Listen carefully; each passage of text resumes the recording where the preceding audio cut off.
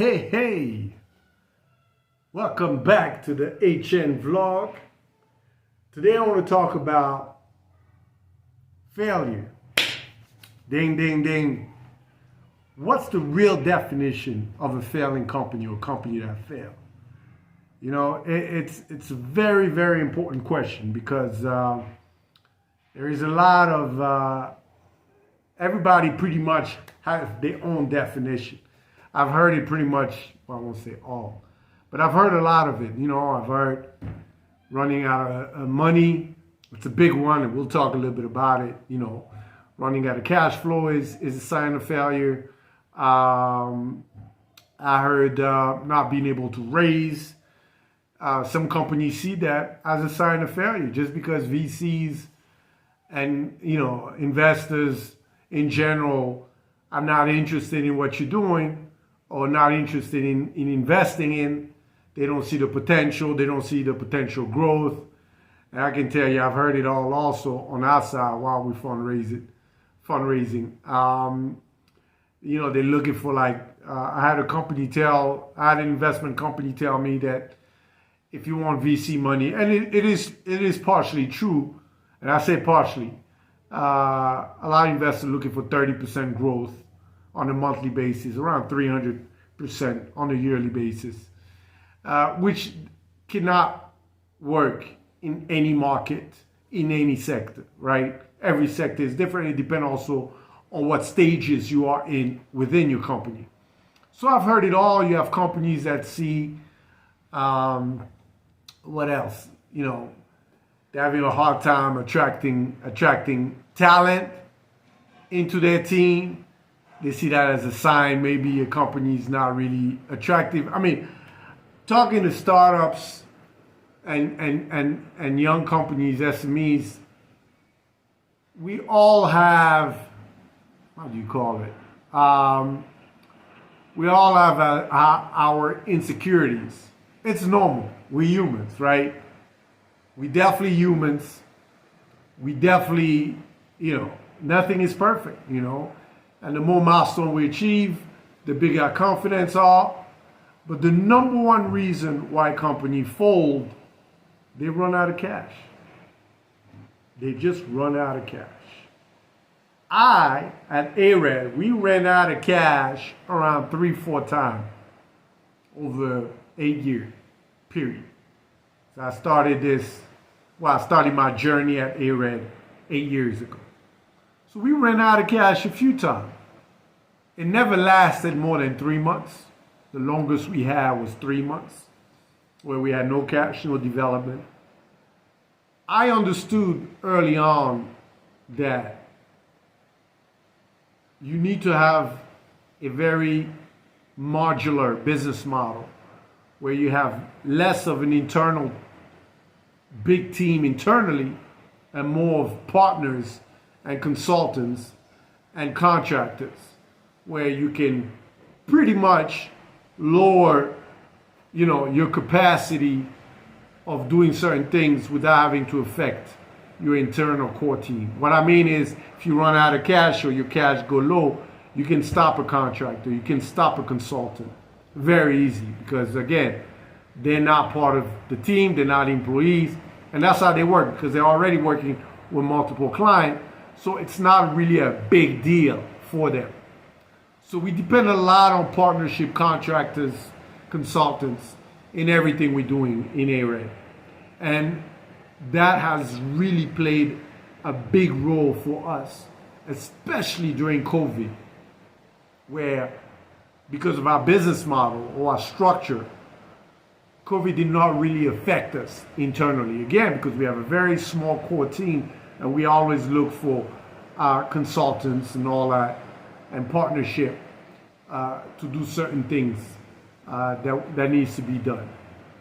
But cash flow is king in business, hands down.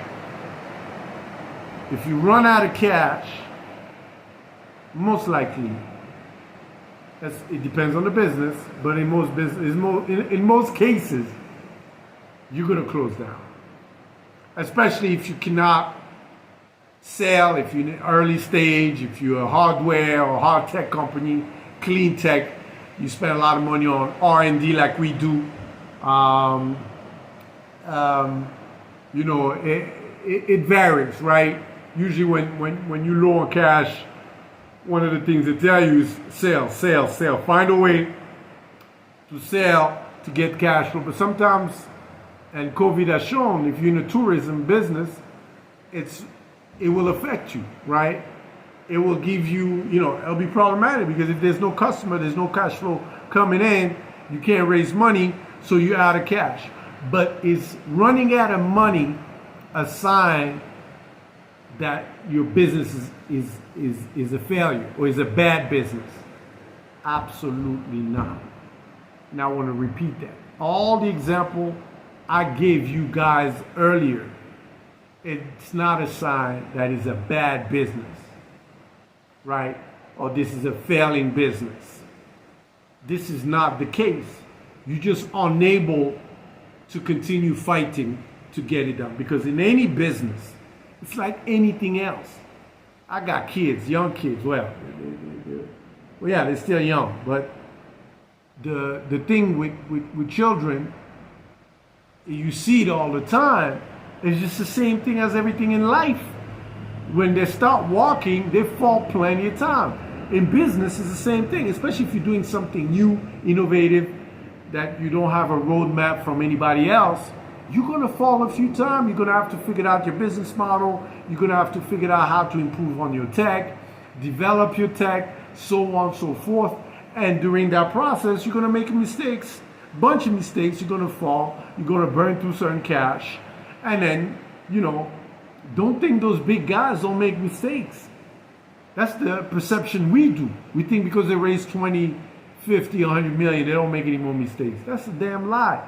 They're just able, they're just better at raising money than most of us, right? They just have a better network. But it is not a sign, cash flow, not being able to raise VC money, not be able to, what else? Not be able to attract talent in your company. All those are not signs of you running a bad business. The main reason of a failing company is that you have no or very little customer willing to buy your products or services. That's it. It's not complex. It's not 20 to midnight. It's that you can develop the most amazing whatever you think in your mind. If nobody is willing to buy your products and services, then you're running a failed business. Now, we can elaborate on that. Sometimes you need to tweak a little bit. Sometimes we need to change a few things. And that comes market research, talking to customer. We went through all that, right? You got to improve, you got to do this. And that's why capital gives you a leeway to, get. But sometimes you can be too early also. And history have shown sometimes you come too early, you bring an amazing product, but the market is just not ready for you. Again, not ready to buy your products and services. You have capital to last long and all those things. That's why you see EVs and all. Now it's coming, but Tesla started years back, way before Elon Musk, right? Before people were even talking about EV. The technology was not even there, right? But they had enough capital at some point to, customers were not ready to buy EV. It was not popular like it is today.